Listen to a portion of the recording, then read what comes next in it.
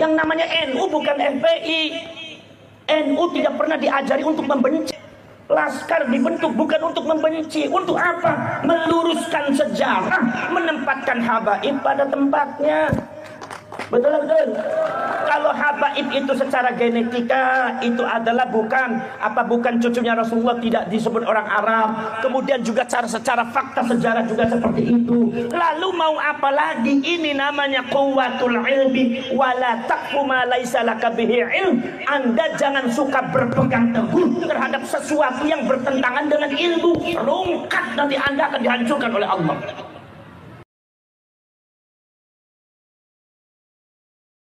Kalian itu memiliki satu asumsi kalau Habib itu cucunya Rasulullah, itu yang salah.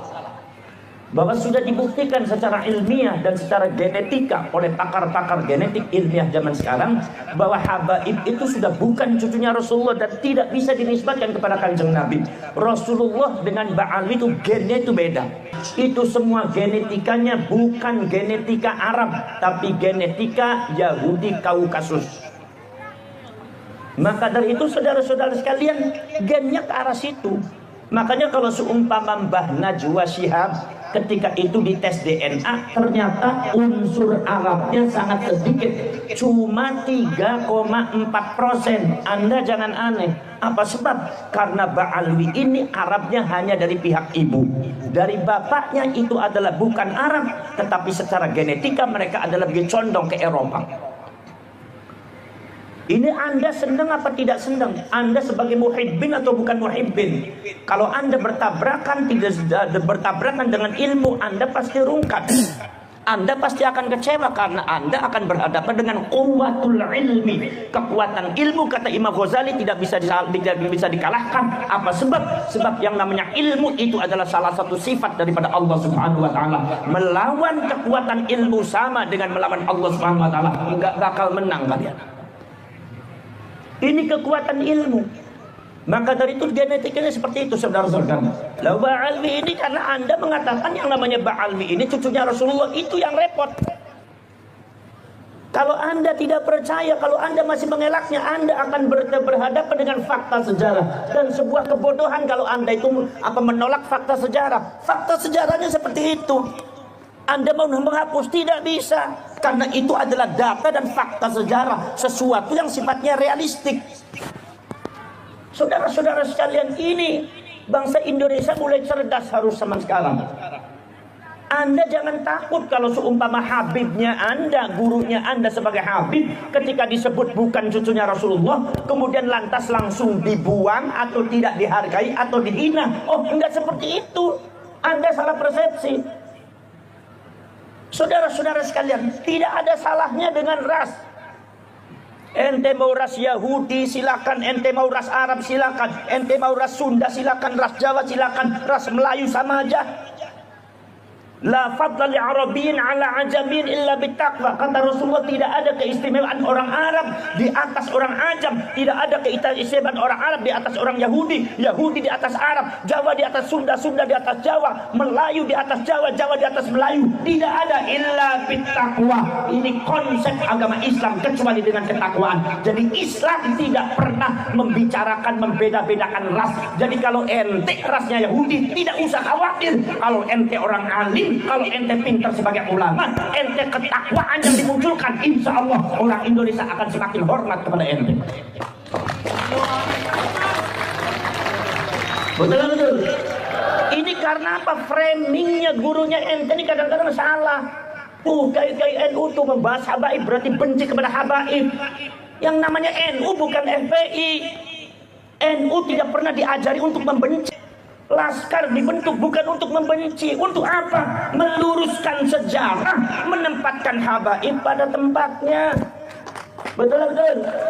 Kalau habaib itu secara genetika itu adalah bukan cucunya Rasulullah, tidak disebut orang Arab.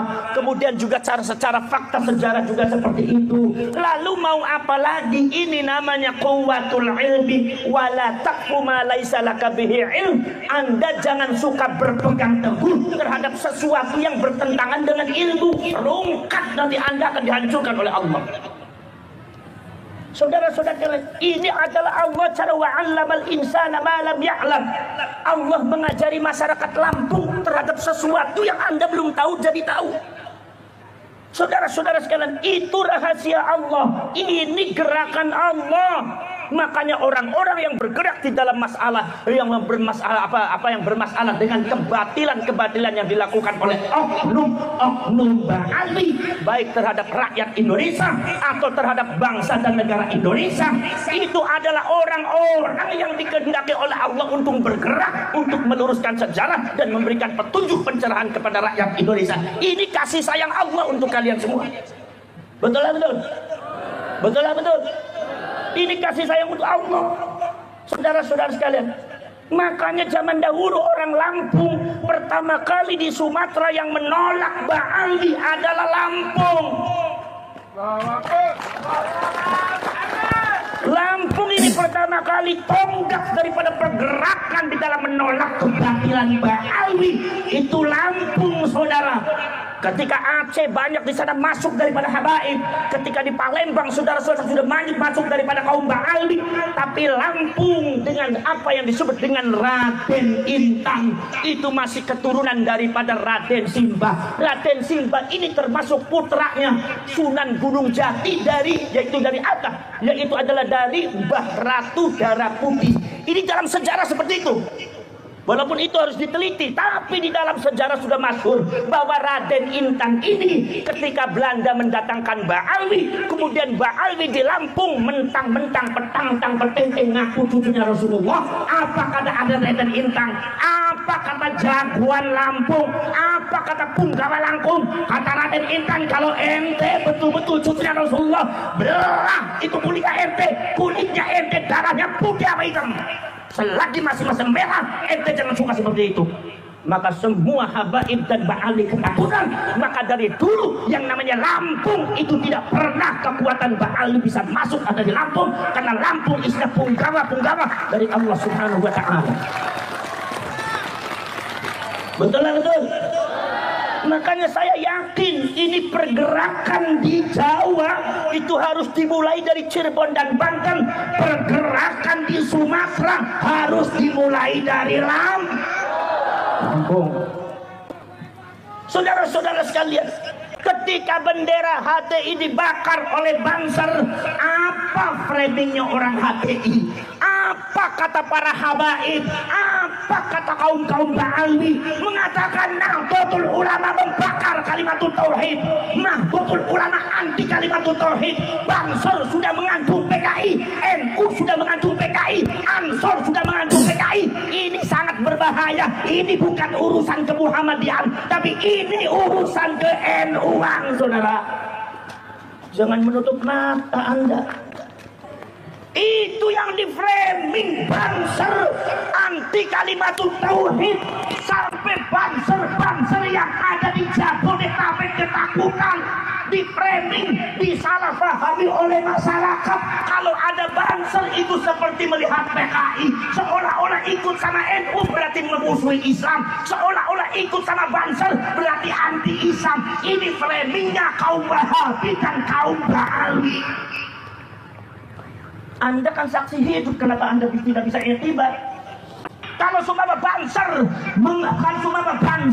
kemudian membakar bendera HTI karena ada tulisan la ilaha illallahnya, itu adalah kalimat tauhid. Saya tanya, kenapa orang Yaman itu adalah negaranya Habib membakar bendera Saudi Arabia? Di Saudi Arabia benderanya ada tulisan la ilaha illallahnya. Kenapa mereka tidak sebut anti kalimat tauhid? Jawab.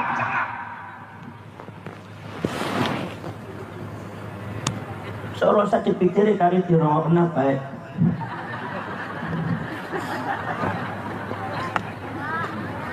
Ngomong sejarah ini ngadepani model kayaknya ngasal-ngasal dicangkem dong. Ngerti ya orang. Kita paling-paling ngerti yang kone takone kaya ke Gus Kiai Suparman ke bojone Nabi Rasi ke mau kaya kalau tak sampean. Nyong teka kita waktu nyong teka ke anak ibu sini natuk ibu sapas uangnya ayu nemennya pun ngajar mobil. Gina apa badan? Subhanallah, ini Banser NU dibilang anti kalimatut tauhid. Sekarang tanya, yang menghormati kalimatut tauhid itu yang mengibarkan bendera, apa yang mengucapkan kalimatut tauhid? Jawab.